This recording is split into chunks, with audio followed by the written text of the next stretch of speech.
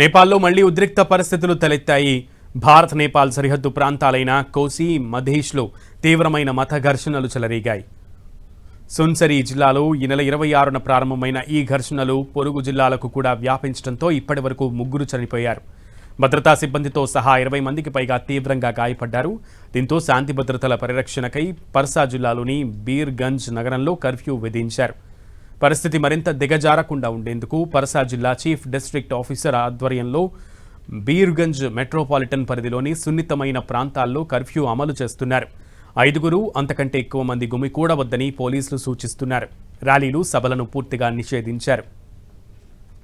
సున్సరి జిల్లాలోని దేవాన్గంజ్ rural municipality పరిధిలోని కప్తాన్గంజ్ ప్రాంతంలో బోల్ బమ్ యాత్రకు సిద్ధమవుతున్న ఒక వర్గం వారు పెద్ద శబ్దంతో డీజే మ్యూజిక్ ప్లే చేయడం, మతపరమైన జెండాలను ప్రతిష్ఠించడంపై 2 వర్గాల మధ్య తీవ్ర వివాదం రాజుకుంది. ఈ వివాదం కాస్త పరస్పర దాడులు, లూటీలు, వాహనాల ధ్వంసానికి దారితీయడంతో పరిస్థితిని అదుపు చేయడానికి పోలీసులు గాల్లోకి కాల్పులు జరిపారు.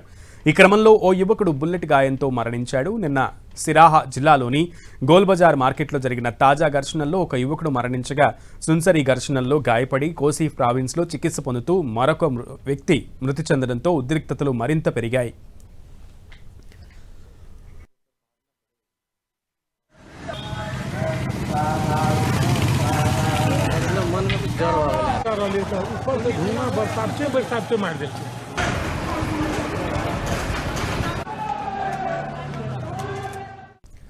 ఈ అల్లర్లపై నేపాల్ కొత్త ప్రధానమంత్రి బాలేంద్ర బాలెన్ షా తీవ్ర ఆందోళన వ్యక్తం చేశారు.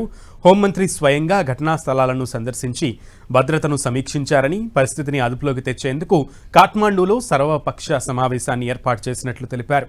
సోషల్ మీడియా ద్వారా వ్యాపించే వదంతులు, విద్వేషపూరిత ప్రసంగాలను నమ్మవద్దని ప్రజలకు విజ్ఞప్తి చేశారు.